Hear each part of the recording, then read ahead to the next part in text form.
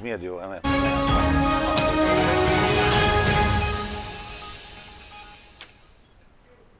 बिस्मिल्लाहिर्रहमानिर्रहीम। जम्मू कश्मीर डिजिटल की special transmission के साथ मैं हूं एजाज अब्बासी और आज मेरे साथ प्रोग्राम में मौजूद हैं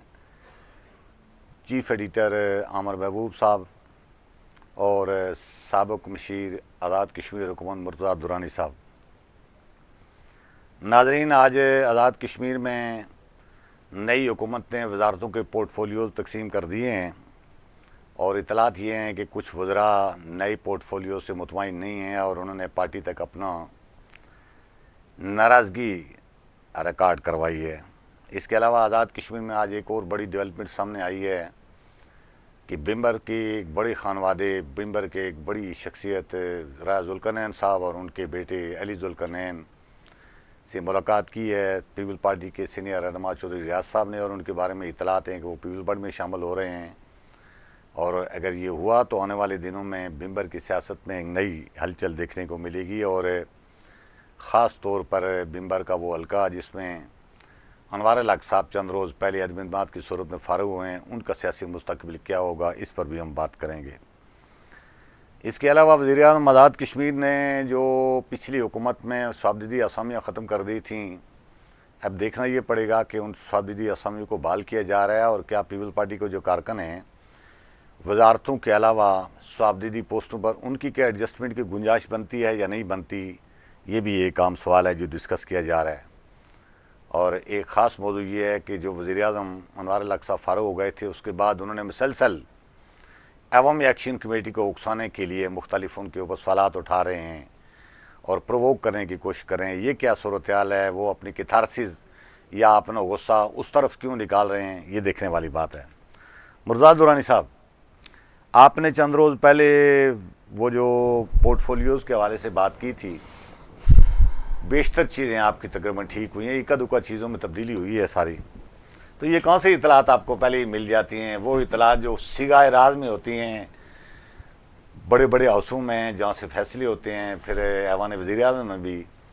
और वो जब नोटिफिकेशन से पहले ही कैसे आप तक पहुँच गई थी आपकी इतला? बहुत शुक्रिया भाई साहब, आप भी एक मंजे हुए सीनियर सहाफ़ी हैं और सहाफ़ी से आपको पता है कि सोर्स नहीं पूछना चाहिए, ख़बर का सोर्स जो है। आप तो डायरेक्ट जो है ना मेरे से ख़बर का सोर्स पूछ रहे हैं, तो ये जो है शर्म कराई में बता दें, लोग समझ जाएंगे। आजकल वैसे सोशल मीडिया लोगों को चालाक कर दिया ना बहुत ज़्यादा। नहीं, बात ये है कि ये होता है इनिशिएटिव लेने का मसला, कि हो सकता है ये ख़बर आपके पास भी होती, आमिर साहब बाकी दोस्तों पास, लेकिन कुछ लोग जो है वो इस चीज़ से खौफज़दा होते हैं, डरते हैं कि शायद हमारी ख़बर बैक बाउंस ना हो जाए या गलत साबित ना हो जाए या हमारी क्रेडिबिलिटी। तो मैंने तो कोशिश की कि हमेशा जो है वो आवाम तक जो है वो दुरुस्त मालूमात फ़राहम करने के लिए, उसमें हम कभी कभी जो है वो बहुत ज़्यादा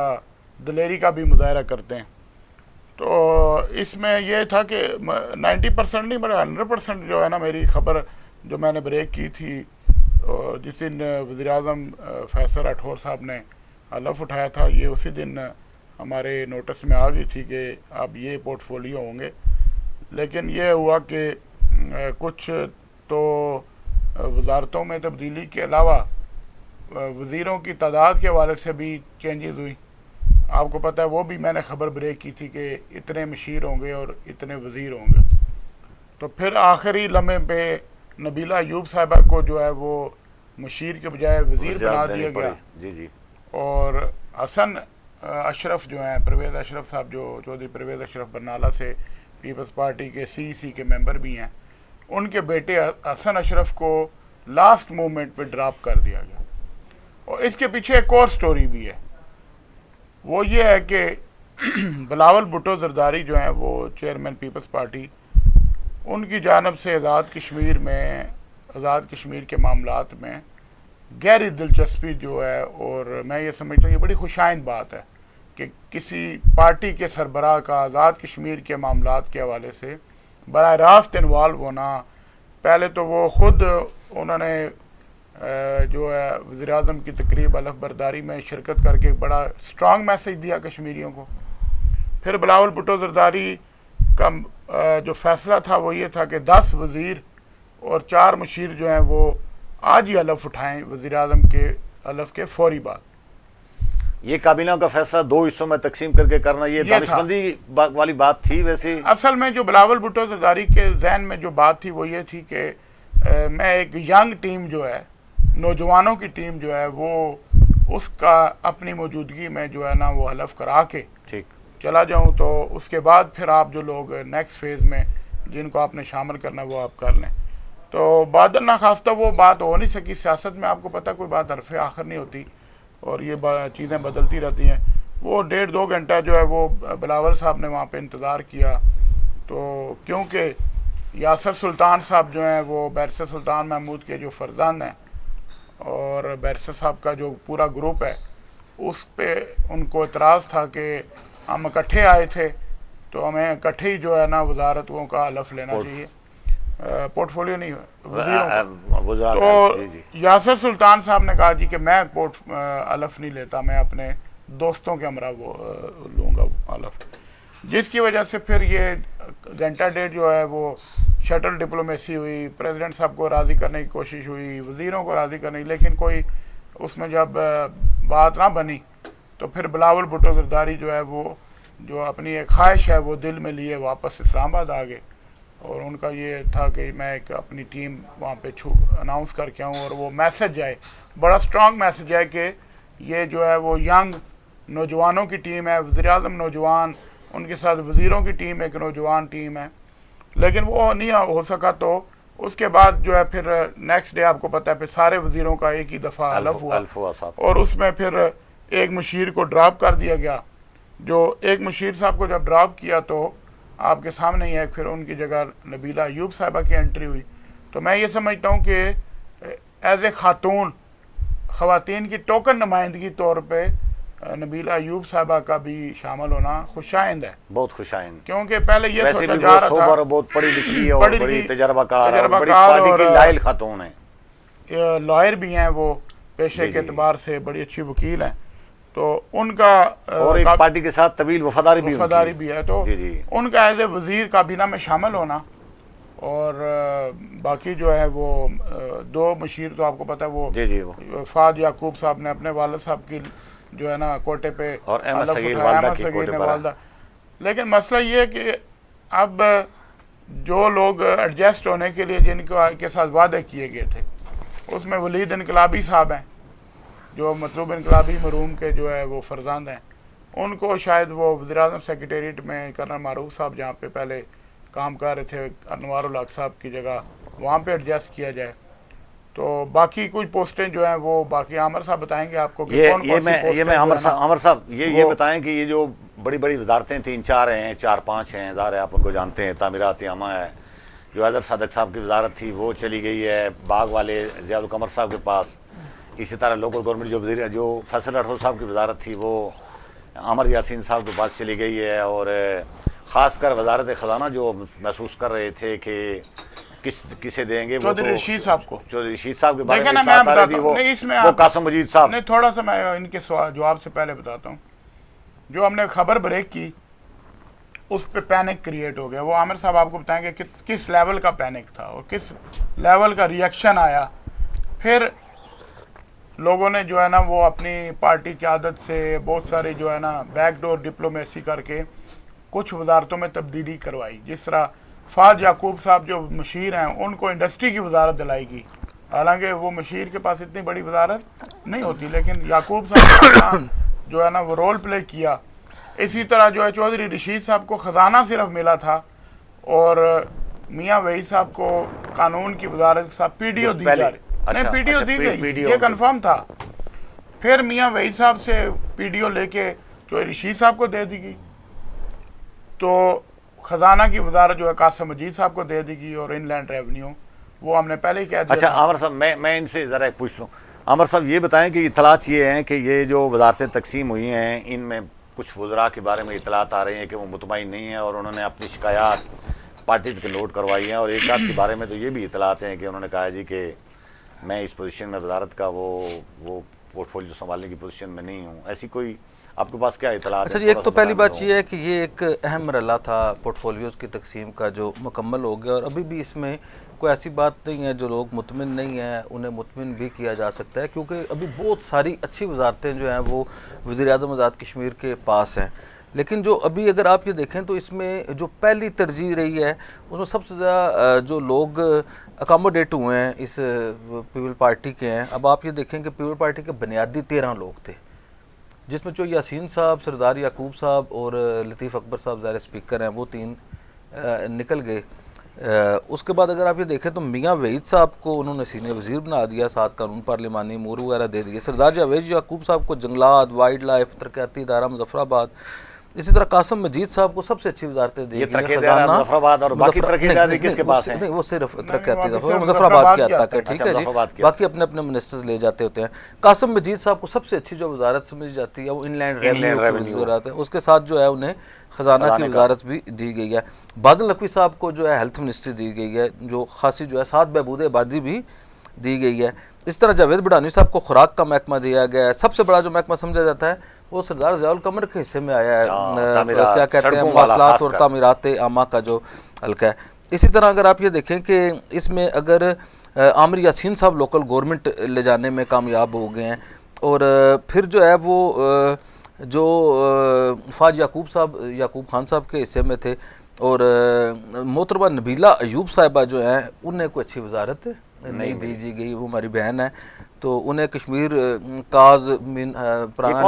लिबरेशन सेल है, ठीक है। इस तरह आर्ट्स एंड लैंग्वेजेस जो है वो दिया गया है, तो ये कोई इतना काम करने वाला नहीं है, बड़ी बासलाहियत खातून है, उनसे काफ़ी सारा काम लिया जा सकता था। तो बज़ाहिर ये लगता है कि बाकी सारे लोगों की निस्बत पाकिस्तान पीपल पार्टी के मैक्सिमम लोग जो है वो अकोमोडेट हो गए, और नबीला साहिबा को भी शायद कोई किसी जगह पे अकोमोडेट कर दिया जाए। अब अगर आप बाकी धड़े देखें, क्योंकि ये 13 लोग थे, पहले 12 जीते थे, फिर ज़ियाउल कमर जो हैं वो ज़िमनी इलेक्शन जीत के आए थे, उसके बाद इनके साथ शामिल हुए तनवीर इलियास साहब। तनवीर इलियास साहब की जो चच्ची हैं शाहिदा सगीर साहिबा, वो डायरेक्टर पे आई थी, तो उनकी जगह उनके बेटे को जो है उन्हें जो है वो मशीर ब्राय स्पोर्ट्स यूथ कल्चर लगाया गया है, तो उनका इसके ऊपर इत्मीनान बिल्कुल नहीं है। और मैं भी ये समझता हूँ कि ज़ाहिर है वो डायरेक्ट सीट से जीत के आए हैं, और वो पीपल पार्टी में जब शामिल हो गए हैं तो फिर ये तकसीम नहीं होनी चाहिए कि जो पहले आया बाद में आया। आगे जाकर लोगों ने इलेक्शनों में इलेक्शन लड़ने और कोशिश करनी है, नौजवान को जो है वो उसे बहुत बेहतर किया जा सकता था। इसी तरह जो है वो रफ़ीक नैयर साहब जो हैं, ये भी पहले इनकी तादाद जो है वो 17 करने वाले लोगों में शामिल थे, और ये पाकिस्तान तहरीक इंसाफ छोड़ के आए थे।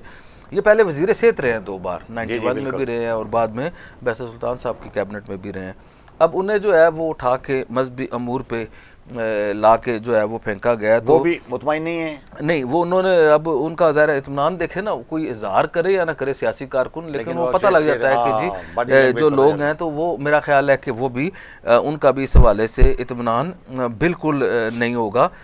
जो सबसे अहम बात है कि इस वक्त जो सबसे ज़्यादा नाराज़गी जो मुझे लगती है वो अलीशान सोनी साहब ने इस बात का इजहार किया है। अच्छा, उन्होंने वाली इजहार किया है? उन्होंने खासा इजहार किया है उन्होंने, और उन्होंने फाजिया अपना अहमद सगीर साहब के हवाले से भी कहा है कि जी हमारे साथ जो है वो ज़्यादती की गई है, और वो ये समझते हैं कि शायद ये तनवीर इलियास साहब जो है वो उन्हें बेहतर जो है वो अकोमोडेट करवा सकते थे, तो शायद उन्होंने उन्हें अकोमोडेट नहीं करवाया। बज़ाहिर जो है उनकी वजारतें कोई बुरी नहीं हैं, लेकिन क्योंकि उनकी एक्सपेक्टेशंस बहुत आई थी, और 2.5 साल तक जो है वो सबसे ज़्यादा जो ज़ेर अताब लोग रहे हैं उसमें जो है वो खुद शामिल थे। इसके अलावा जो बाकी जो धड़े थे, एक जो है वो सरदार तनवीर इलियास साहब का धड़ा तो आपने बता दिया है, जो बैरिस्टर सुल्तान महमूद साहब का धड़ा था, उनके साथ जो वादा किया था उनके साथ 100% वादा पूरा कर दिया गया है, क्योंकि वो गैर मशरूत आए थे, और गैर मशरूत से मुराद ये था कि वो जो उनको पहले वाली वजारतें मिल गई, उन सबको जो है पहले वाली वजारतें जो है वो दे दी गई हैं। अब जो बज़ाहिर लगता है इसमें 3 लोग जो हैं, रफ़ीक नैयर साहब, उनको अच्छी वजारत नहीं मिली, नबीला अयूब साहिबा, उनको अच्छी वजारत नहीं मिली, अलीशान सोनी साहब और अहमद सगीर साहब जो हैं, ये 4 लोग बज़ाहिर गैर मुतमिन लगते हैं। लेकिन को 10 के करीब जो ऐसे अच्छे महकमे हैं जो अभी तक वज़ीर आज़म के पास हैं, तो उन्हें अकोमोडेट भी किया जा सकता है, क्योंकि काबीना तो 20 रुकनी रहनी है, तो वज़ीर आज़म के पास ओवरऑल इख्तियारात तो बहुत सारे होते हैं। दूसरी जहाँ तक आप इस लाट में हमें इंफॉर्मेशन मिनिस्टर और वो जो IT मिनिस्टर और ये 3-4 वजारतें वो नहीं नजर आई। ये देखें ना, ये सारी अभी तक वज़ीर आज़म ने अपने पास रखी हुई हैं, तो ये सियासी हिकमत अमली होती है कि अगर कल कोई ज़्यादा कोई शोर शराबा करेगा या ज़्यादा कोई गैर मुतमिन होगा तो उन्हें इजाफी जो है वो दे दिए जाएंगे, तो ये अच्छी बात है। एक तो ये बात है कि जी क्योंकि पहले भी ये वजारत काफ़ी अर्से तक वज़ीर-ए-आज़म आज़ाद कश्मीर ने रखी थी हमारी इतलात वाली, तो अब भी जो है वो वज़ीर-ए-आज़म आज़ाद कश्मीर ही के पास है,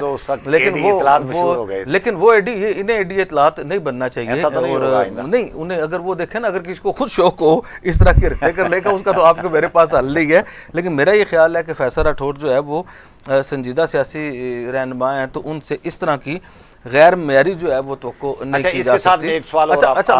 अच्छा, इसके साथ में जो दुरानी साहब कह रहे थे, बेसिकली ये जो है जो वज़रा नहीं बन सके थे, इन्हें जो है एक तो मामले ख़ुसूसी बनाना चाहते थे, तो अनवारुल हक साहब ने कोई मामले ख़ुसूसी की जो है वो ख़त्म कर दी थी शायद, जो इनके पास वो पोस्ट जो है ना वो ख़त्म कर दी थी, तो 20 का जो फिगर था वो उसके अंदर रहा। एक तो ये बात रही, उसके अलावा जो मेरा ख्याल था खत्म नहीं हो सकती आमिर साहब, क्योंकि वो 13वीं तरमीम में उसको लीगल कवर दिया गया, जो है ना 13वीं तरमीम जब की थी कुछ रूल्स ऑफ बिजनेस में वैसे ये एडवाइजर और मामले खुसूसी में क्या फर्क होता है?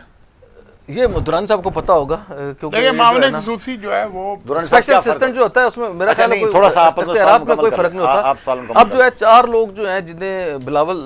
भट्टो जरदारी साहब ने कहा था कि इन्हें एडजस्ट करें, उसमें मतलूब इनकलाबी के जो साहबजादे हैं वलीद मतलूब इनकलाबी,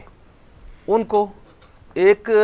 जो है मनीर अवान साहब के साहबजादे हैं मुबशर मनीर अवान, उनका इसी तरह जो है वो सऊद सादक जो हैं सरदार गुलाम सादक साहब के जो साहबजादे हैं उनको, और जो परवेज अशरफ साहब के जो साहबजादे हैं इनको, अब उनके लिए जो है हसन अशरफ, अब जो है ना ये 4 लोगों के लिए या एक आध को और भी हैं, इन्हें जो है वो एडजस्ट करने के लिए ताकि इन्हें हल्कों में जो है मजबूत किया जा सके, उस हवाले से ये ख्याल किया जा रहा है कि ग्रेड 21 की जो है ना उस लेवल की एडवाइज़र की पोस्टें होंगी, लेकिन वो कैबिनेट मेंबर नहीं होंगे, झंडी इस्तेमाल नहीं कर सकेंगे, लेकिन एडवाइज़र होंगे और बाख्तियार और ताकतवर एडवाइज़र होंगे, और मुमकिन है कि उन्हें इन महकमों में कुछ जिम्मेदारियां भी दे दी जाएं, और बाकी जो है वो जो सियासी कारकुन है वो एक अलग वो इससे इशारा मिलता है कि परवेज अशरफ साहब की जगह उनका बेटा इलेक्शन लड़ेगा आइंदा। जी नहीं, इलेक्शन तो हर खुद ही लड़ेंगे, लेकिन उन्होंने, क्योंकि एक तो ये बात था कि बहुत सारे लोगों को ये प्रॉब्लम था कि फैसल राठौर साहब जो है वो खासे जूनियर थे, तो इसकी वजह से जो है उन्हें जो सरदार याकूब साहब हो गए या क्या कहते हैं यासीन साहब हो गए, परवेज अशरफ साहब हो गए, लतीफ़ अकबर साहब हो गए, इन्हें इनकी काबीना में उनका ये ख्याल था नहीं आना चाहिए। और मज़े की बात एक और बात है, जब अनवारुल हक साहब वज़ीर आज़म बने तो परवेज अशरफ साहब वो वाहिद आदमी थे जिन्होंने अपनी पार्टी को रिटर्न लिख के भेजा। ये बहुत अहम बात है, शायद किसी को पता ना हो कि परवेज अशरफ साहब ने अपनी पार्टी को रिटर्न लिख के भेजा कि आज के बाद मैं या MLA रहूँगा, मैं ना वज़ीर बनूंगा ना मशीर बनूंगा।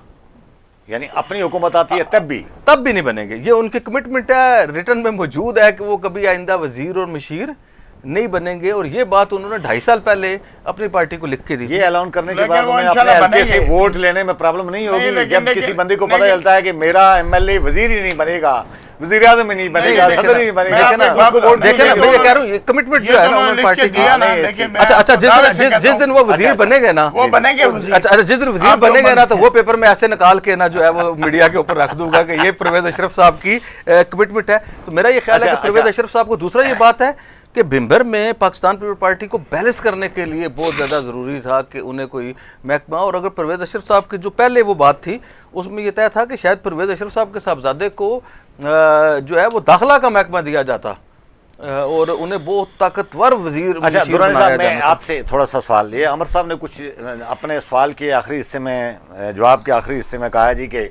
ये जो 3-4 लोग हैं इनको स्वाबदीदी पोस्टों में एडजस्ट किया जाएगा, अगरचे वो काबीना का हिस्सा शुमार नहीं होंगे, लेकिन वो पावरफुल जगह ज़रूर होंगी जहाँ से वो कोई ना कोई डिलीवर करके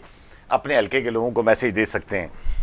पिछले वज़ीर आज़म ने बहुत सारी स्वाबदीदी असमियत तो ख़त्म कर दी थी, जिनमें मीडिया से मुताल्लिक जो टीम होती थी वो भी फारग हो गई थी। इस तरह की बहुत सारी चीज़ें, जिस तरह अभी मैंने आपसे सवाल पूछा था कि एडवाइज़र और ये इसमें मावनी खुसूसी में क्या फ़र्क होता है, तो ये मौजूदा वज़ीर आज़म आप क्या महसूस करते हैं, इस तरह की आसामियाँ नई तख्लीक करेंगे या पहले से मौजूद होंगी? ये बंदे कहाँ एडजस्ट होंगे? ग्रेड 21 में कहाँ एडजस्टमेंट इनकी होगी? जिन 4-5 बंदों का नाम दिया है। एक तो आसामी मौजूद है वज़ीर आज़म सेक्रेटेरिएट में, वो क्या आसामी है? ग्रेड 21 की आसामी है, बस वो उसका नाम क्या है? कोई नाम नहीं होता, एडवाइजर है, एडवाइजर है। अच्छा, एडवाइजर वज़ीर आज़म कोई भी नाम दे सकते हैं, के एडवाइजर है। पुराने दौर में डीजी की जो एक पोस्ट थी वही कह रहे हैं, वो 20 की थी, ये 21 की, ये 21, लेकिन ये डीजी नहीं था, ये एडवाइजर थे। उस पे डीजी का वो होता था, नॉमेनक्लेचर होता था, इस पे अब ये इन्होंने कोई नाम नहीं लिखा, बस ग्रेड 21 की है। उसको वज़ीर आज़म देखें, वज़ीर-ए-आज़म के ये पास क्रिएट ही बात हुई है, ये वो खत्म हो गई है, अबालिश हो गया, ये अलग क्रिएट हुई है। अब ऐसा मसला ये है कि वज़ीर-ए-आज़म साहब जो है वो किसी को भी कोई भी अख्तियार तफवीज़ कर सकते हैं। अगर वो ग्रेटेस्ट बुनियादों पे भी चाहें तो कई मुशीर वज़ीर बना सकते हैं। अभी फेडरल गवर्नमेंट में आधे से ज़्यादा लोग जो हैं वफाकी वज़रा और वज़ीर ममलकत जो हैं वो ग्रेटेस्ट बुनियादों पे काम कर रहे हैं। ये पता है आपको, ना तनख्वाह ले रहे हैं ना मराद ले रहे हैं, सिर्फ सरकारी गाड़ी दफ्तर इस्तेमाल कर रहे हैं वजारतों के ऊपर। तो इस तरह भी यहाँ पे इस तरह का काम करने की सूरत में अवामी एक्शन कमेटी के साथ माहिदे के खिलाफ नहीं, अवामी एक्शन कमेटी का तो एक मुतालबा है ना 20 नहीं, उनका तो एक मुतालबा है कि कौमी खजाने पे बोझ ना पड़े, कौमी खजाने पे बोझ ना पड़े, इसलिए 20 की जो है ना वो फ्लैग होल्डर होने चाहिए। अगर कोई बगैर जो है वो अपनी सर्विसेज देना चाहता है बगैर तनख्वाह के या बगैर मराद के, तो उस पर अवामी एक्शन कमेटी किस लिए जो है ना वो उस पर एतराज़ करेगी, मेरा नहीं ख्याल है। लेकिन मसला ये है कि वो आपके अंदर विल होनी चाहिए। There is a will, there is a way. आप ये नहीं है कि कोई वे आउट नहीं है, वे मौजूद है। माजी में कोई ऐसी मिसालें सामने आई थी कि कुछ लोगों ने रज़ाकाराना काम करने का ऐलान किया, काम करते रहे और बाद में ऑडिट रिपोर्ट जब सामने आई तो इतला मिल रही थी कि वो तनख्वाह भी ले रहे थे और टीडी वसूल कर रहे थे। नहीं तो वो तो यहाँ तो इस तरह की चीजें हो जाती हैं। ऐसे नहीं होता। बाद में देखें जो नोटिफिकेशन आता है ना, नोटिफिकेशन के मुताबिक आपको मराद और तनख्वाह और सारा कुछ मिलता है। अगर उस पर ग्रेटस लिखा है कि आप एजाजी तौर पे काम कर रहे हैं तो आपको मराद नहीं मिलेंगी, लेकिन आपको जो प्रोटोकॉल ड्यू प्रोटोकॉल है, आपको जो जितना उसका जो बाकी काम करने का आपके पास इख्तियार होता है वो आपको इस्तेमाल कर सकते हैं। ग्रेटस का मतलब ये होता है ना कि मैं अभी आमिर साहब के आज़ादी काम करूं, मैं अभी आपके जम्मू कश्मीर में आज़ादी तौर पे काम करूं, कोई मुझे अब मैं काम लेकिन आइंदा जो नोटिफिकेशन आएंगे ना, एक पोस्ट तो है, बाकी पोस्टें कहां से आएंगी? बाकी पोस्टें भी जो क्रिएट करेंगे ना, जैसे एक किया 10 भी कर सकते हैं। कौन सी बात है? इस पे जो हो सकता है आजाद कश्मीर में वज़ीर-ए-आज़म के पास इतना अख्तियार है कि वो अगर एजाज अब्बासी को ये कह दे कि एजाज अब्बासी की जिन्स जो है वो फीमेल है, तो उसे जो है वो चीफ सेक्रेटरी के एतराज करे नहीं एजाज अब्बासी मेल है, तो चीफ वज़ीर-ए-आज़म अगर ओवर रूल कर दे तो आप ये समझ लें कि एजाज अब्बासी की कानूनी तौर पे फीमेल बन जाएगा। अच्छा, मीडिया की जो टीम की वो मखसूस पोस्टें और स्वाबदीदी पोस्टें जो अनवर लक साहब के दौर में खत्म हो गई थी, उनका क्या स्टेटस होगा? देखें ना, वो दोबारा वज़ीर-ए-आज़म क्रिएट कर सकते हैं और फिर महकमा इत्तलात भी उनके पास मौजूद है। तो मीडिया का इनको शायद इतना ज़्यादा ज़रूरत ही ना हो। 2-4-5 महीने की हुकूमत है, इसमें तो आपको पता ही है कि मीडिया हैंडल करना बड़ा मुश्किल होगा। तो ऑफ द रिकॉर्ड ही ज़्यादा बेहतर है कि ये जिस तरह अनवर उल हक साहब ने ऑफ द रिकॉर्ड टीम रखी हुई थी मीडिया की, इस तरह ही चलाएँ तो बेहतर है। अदरवाइज़ मुझे नहीं लगता, क्योंकि जो 2.5 साल से मीडिया का गला घोंटा अनवर उल हक ने,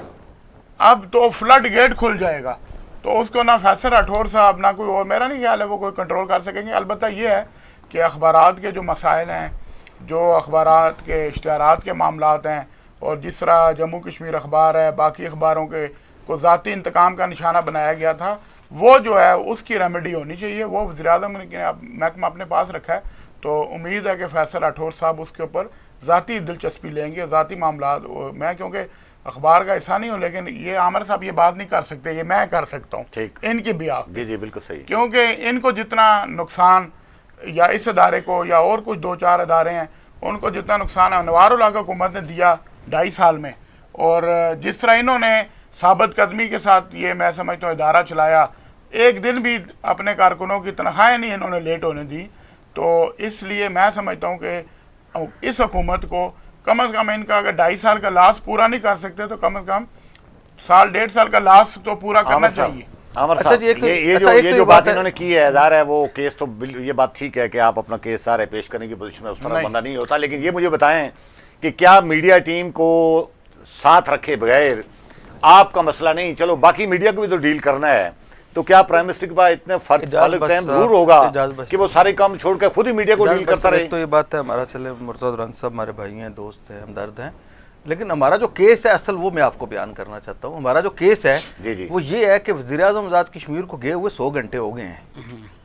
मैं आज 5 मिनट बाद मर जाऊँ अलग बात है, उसके 100 घंटे बाद भी मैं साफ़ी रहा हूँ जब आपके सामने बैठा हूँ। हमारा ये केस है असल में, और हमने ये सहाफ़त ही करनी है। बाकी जहाँ तक मैं ये नुकसानात चाहिए, हम अगर ये काम ही ना करें, इससे तो बेहतर आपको पता है, आपको या मुर्तज़ा को पता है कि उतार चढ़ाव है, ये हमारे लिए इतना कोई इशू नहीं है,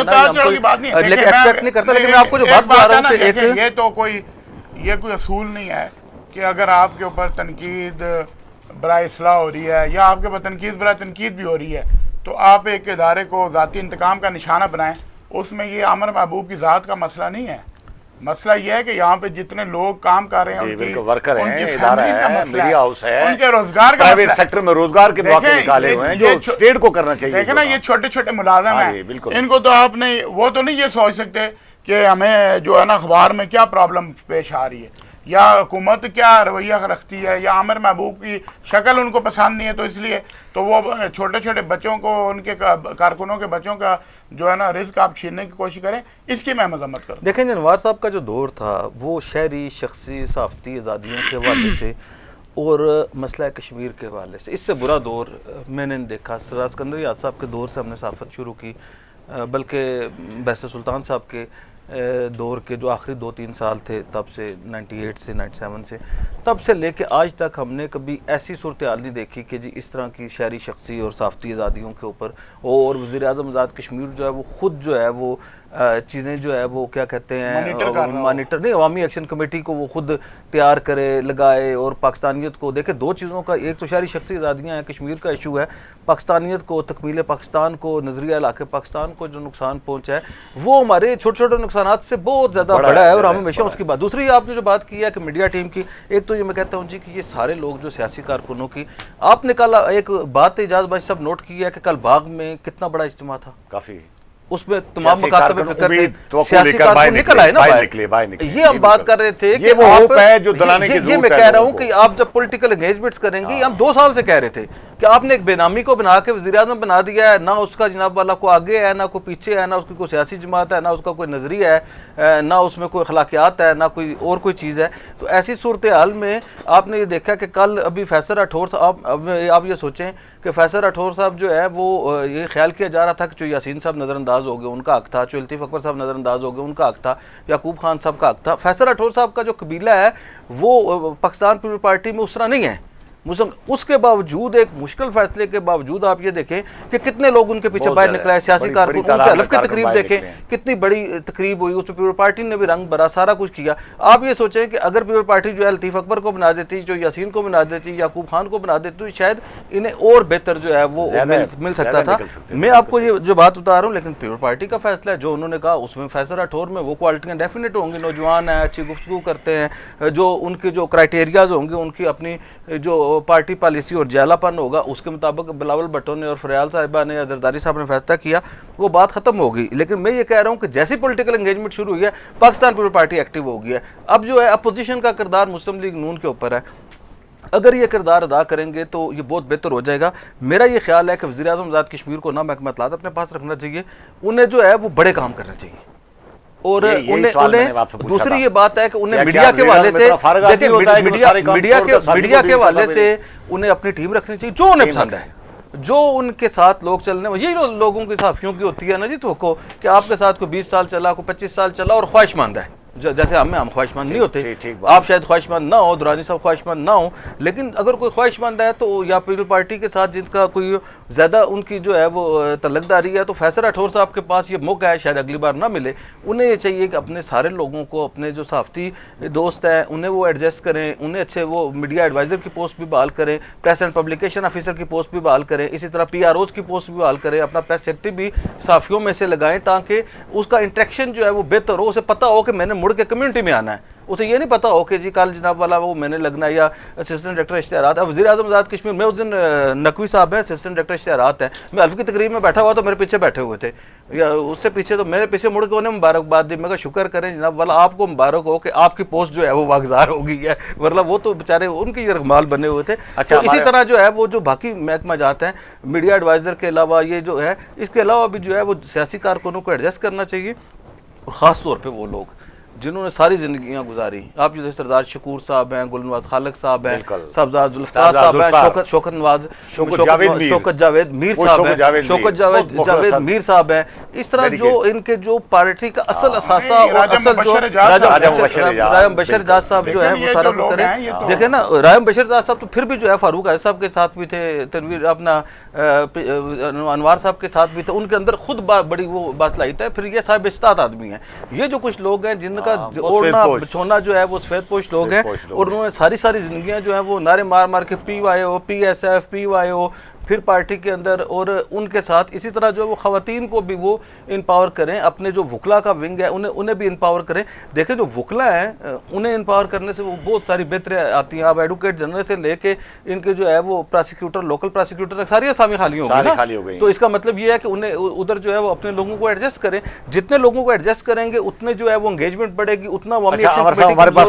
टाइम थोड़ा है और एक दो मौजू और हैं, उन पर भी बात करनी है। दुरानी साहब, आजकल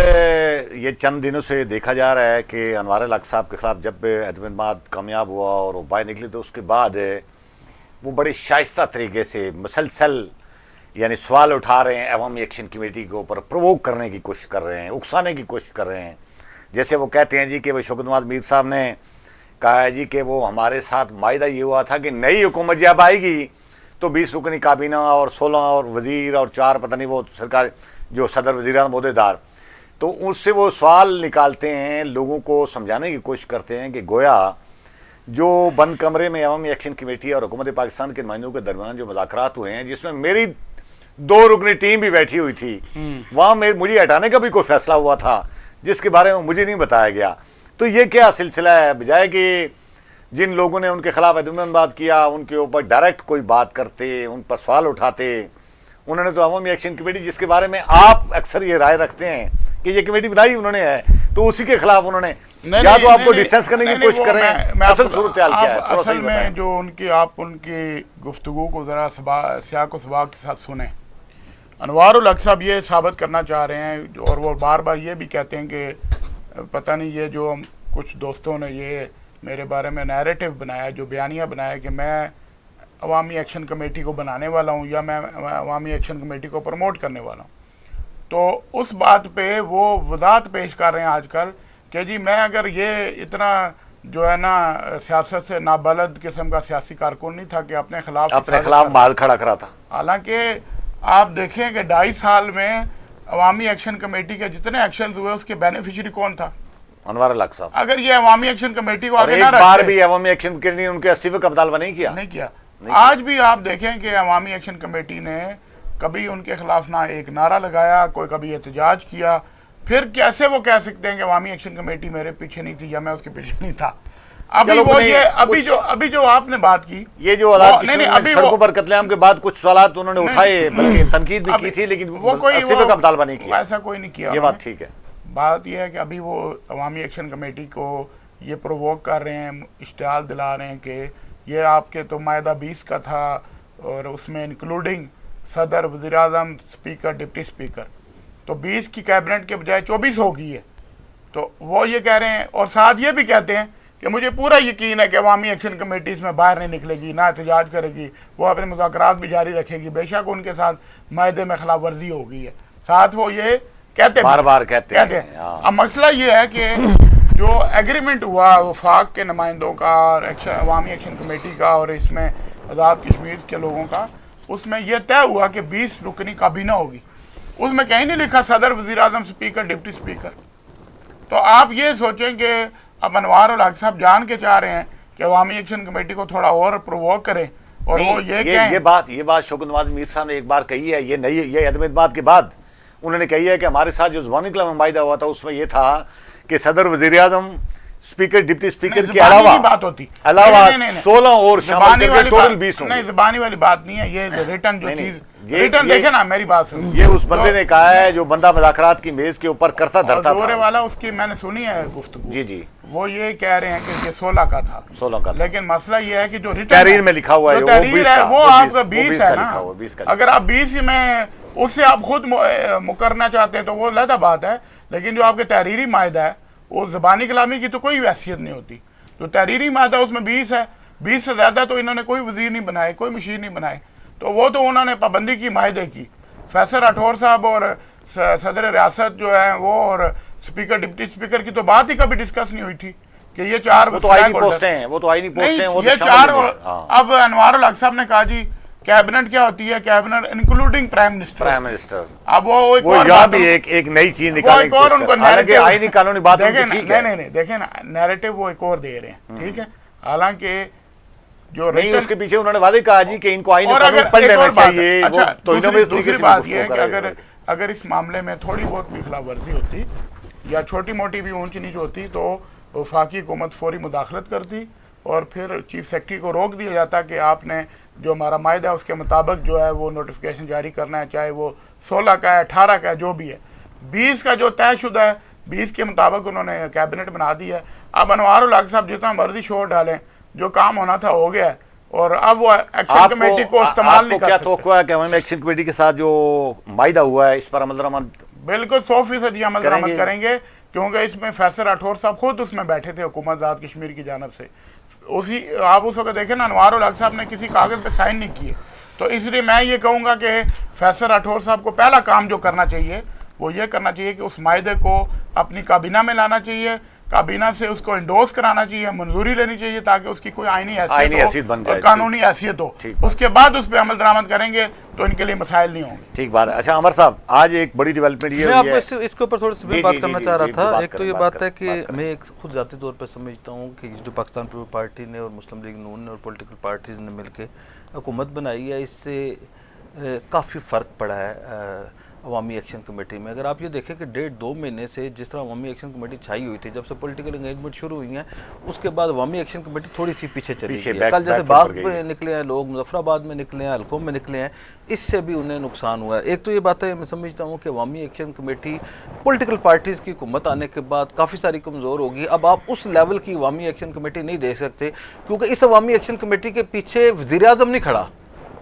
दो बातें तो दुरानी साहब की बड़ी मशहूर है ना, एक तो ये जो दुरानी पोर्टफोलियोज नहीं मार्केट में कल से चल रहे थे, लोगों ने जिंदगी जीरल की हुई थी। एक इनका ये जो बयानिया था ये दुरानी साहब का था। हमारा ये कभी हम नहीं कहते थे कि शायद वज़ीर आज़म इस लेवल पे नहीं जा सकते कि जी कोई वज़ीर आज़म जो अपनी रियासत के खिलाफ, तकरीर पाकिस्तान के खिलाफ, नजरिया इलाके पाकिस्तान के खिलाफ और पाकिस्तान की जिदोजहद के खिलाफ जो है वो साजिश में खुद शरीक हो सकता है, ये दुरानी साहब का बयानिया था। मैं इसके ऊपर कभी हमेशा इनसे इख्तलाफ रहा कि मैं समझता था कि अनवार उल हक साहब नहीं हो सकते, लेकिन इस अगर वो थे तो अब ये देखें कि फैसल राठौर जो है वो ऐसा वज़ीर आज़म नहीं है जो अवामी एक्शन कमेटी के पीछे खड़ा होगा या वो उसको, एक तो ये बात है अवामी एक्शन कमेटी को ये बड़ा सेटबैक है। आप ये देखें अवामी एक्शन कमेटी की बदतरीन वो बहुत ज़्यादा ख्वाहिश थी किस तरह अनवार उल हक साहब का हुकूमत रहे, जैसे आपने वो कहा उसी तरह आपको जो है वो अवामी एक्शन कमेटी के रहनुमाओं के बयान मिल रहे थे ना। हमने तो मुतालबा ही नहीं किया अनवार उल हक को हटाने का, हमने कब कहा अनवार उल हक को हटाने का। बेसिकली अनवार उल हक साहब, आज मैं एक और इंकशाफ आपके सामने करता हूँ। वो क्या कि 2-3 ऐसे अफसरान हैं, एक तो हमारे रेलिवेंट ऑफिसर हैं, इस तरह 2-3 कमिश्नर हैं, इस लेवल के अफसरान हैं जो वज़ीर आज़म आज़ाद कश्मीर के साथ अवामी एक्शन कमेटी के रहनुमाओं की बाकायदा टेलीफोन पे बात कराया करते थे। अनवार उल हक साहब, मैं आपको बताता हूँ कि आज भी एक ऑफिसर जिन्हें आगे बहुत अच्छी पोजीशन पे लगाया जा रहा है, जिस दिन चोई यासीन साहब का जलसा हुआ, चोई यासीन साहब के हल्के में चढ़ोई में जिस दिन जलसा हुआ, तो अवामी एक्शन कमेटी के बाद रहनुमाओं से वज़ीर आज़म आज़ाद कश्मीर ने अपने एक ऑफिसर जो सेक्रेटरी लेवल के ऑफिसर थे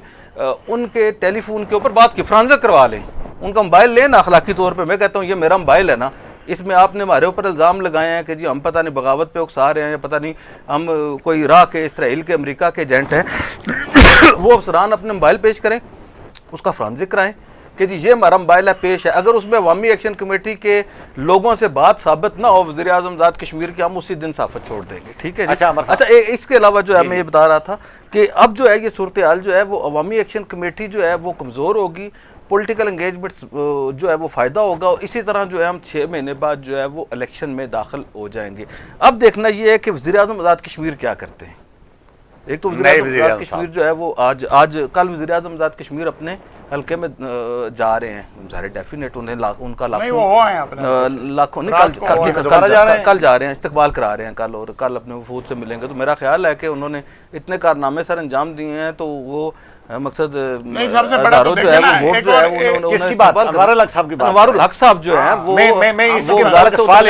वो जा रहे हैं। आज एक बड़ी डेवलपमेंट ये हुई है कि राज जुल्करनैन साहब से मुलाकात हुई है, चौधरी रियाज साहब की, और इतना ये है कि जुल्करनैन साहब और उनके जो बेटे अली जुल्करनैन दोनों पीपल पार्टी की तरफ जा रहे हैं। उनका फैसला हो गया, तकरीबन रस्मी ऐलान बाकी है। तो अगर ये फैसला हो जाता है तो बिम्बर की सियासत में आने वाले वक्त में इसके क्या असरात होंगे और अनवर अल हक साहब के लिए देखें जैसे क्या स्पेस बाकी बचेगा? जैसे थोड़ा सा ये दो बता चीजें दें। मशहूर है ना, दुरानी साहब के ये 2 दिन से 24 घंटे से दुरानी पोर्टफोलियो चल रहे थे मार्केट में, इसी तरह दुरानी साहब का अवामी एक्शन कमेटी के पीछे अनवारुल हक का बयानिया चल रहा था। इस तरह मैं भी ना कोई 1.5 साल से जो है वो छोटी मोटी आपको खबर दे रहा हूँ कि अनवारुल हक आइंदा इलेक्शन या लड़ेगा नहीं, अगर लड़ेगा तो तीसरे नंबर पे आएगा। ठीक है जी। आज मैं आपको ये बात बताता हूँ कि आज जो राय जुल्करनैन साहब के घर गए हैं चोई रियाज साहब, आप ये देखें चोई रियाज साहब की कि उन्होंने 11 से 12, 12 से 13, 13 से 29 तक अपनी पार्टी लेके गए हैं और पार्टी के जैसे ही पोर्टफोलियोज उन्होंने फाइनल किए हैं सीधे जनाब वाला राय जुल्करनैन साहब के वो घर चले गए हैं। अब राय जुल्करनैन साहब कोई आम आदमी नहीं है ज़ाहिर है, वो एक तो बड़ा ये बात है family राय background है, जुल्करनैन साहब को अल्लाह ताला उम्र खिजर अता फरमाए, इस वक्त भी वो 94 साल उनकी उम्र है और ये वो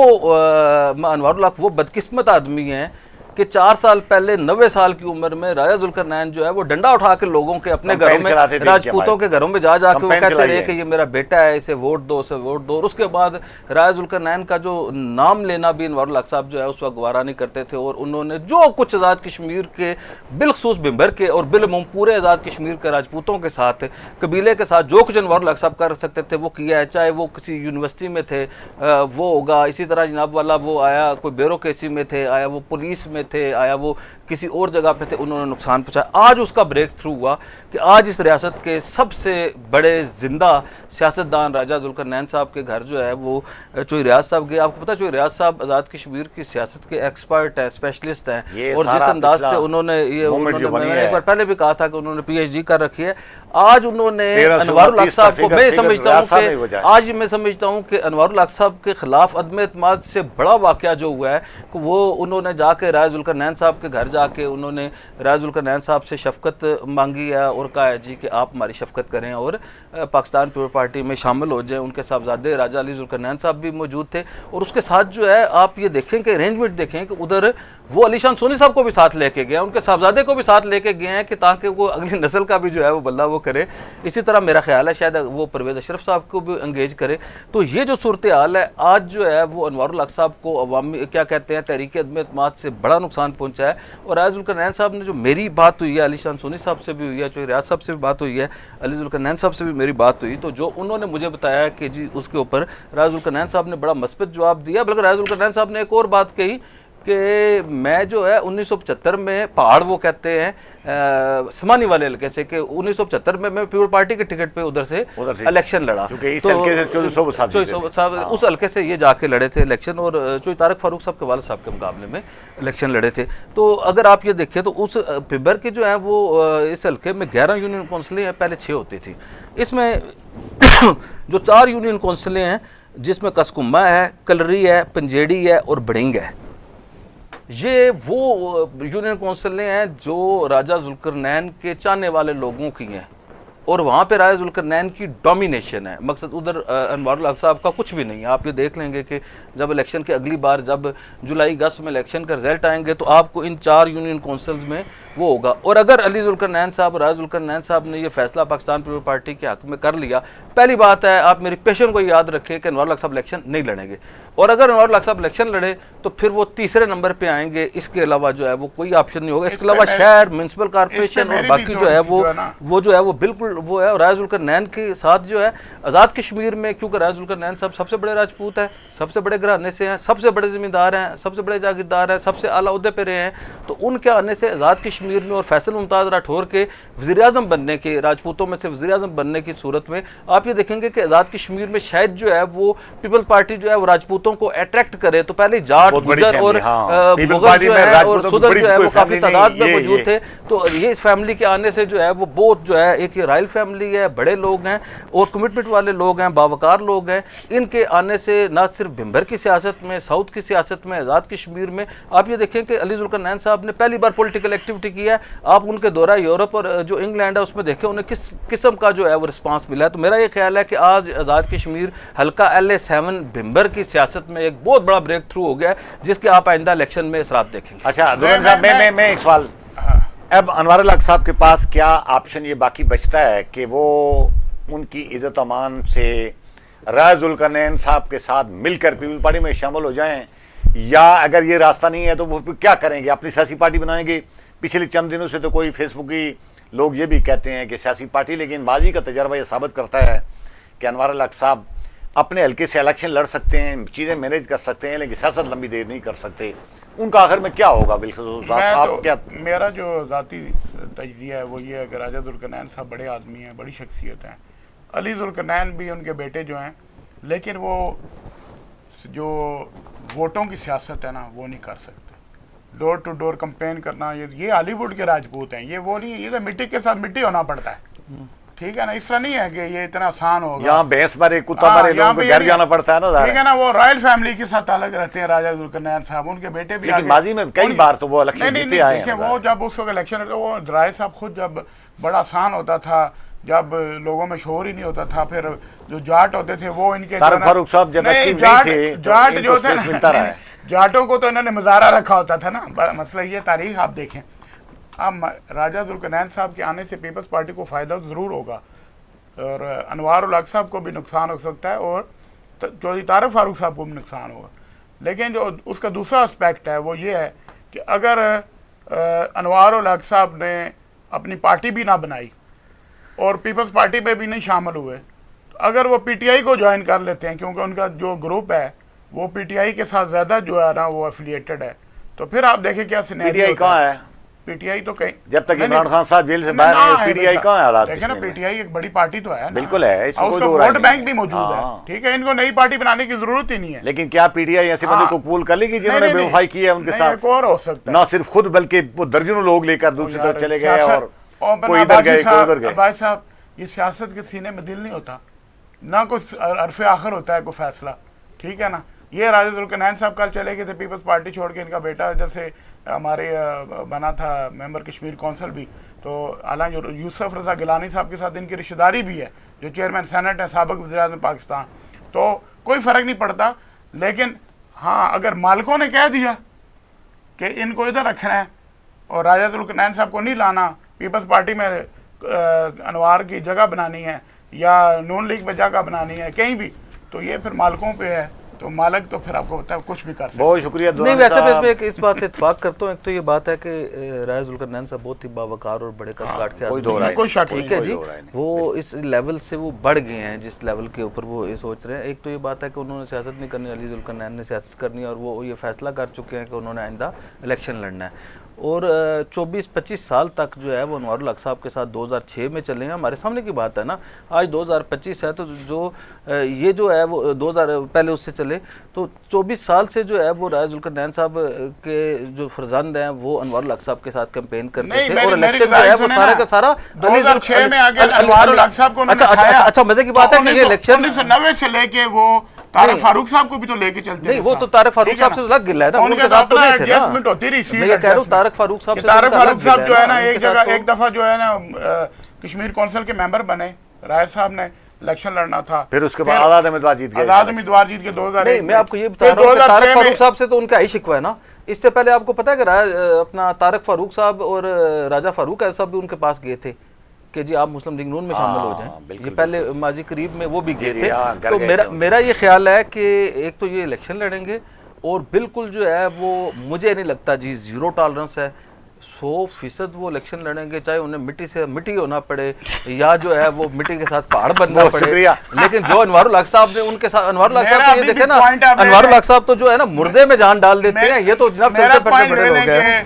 कभी भी राजा जुल्करनैन साहब की फैमिली से कोई इलेक्शन नहीं लड़ेगा, अलबत्ता वो किसी को इलेक्शन लड़ाने, ये राय साहब ये तैश दिला रहे हैं साहब बोले, फिर कहेंगे मैंने तो प्रोवोक किया था। जुल्करनैन साहब की हमारा रिकॉर्ड हो रहा है, और राजा जुल्करनैन साहब की फैमिली जो है वो किसी की शिकस्त या फतह का जो बायस बन सकती है, लेकिन वो खुद कभी इलेक्शन। अच्छा, मेरी याद रखें वो इलेक्शन जरूर लड़े। बहुत शुक्रिया अमर साहब, बहुत शुक्रिया दुरानी साहब। कायरीन नाजरीन,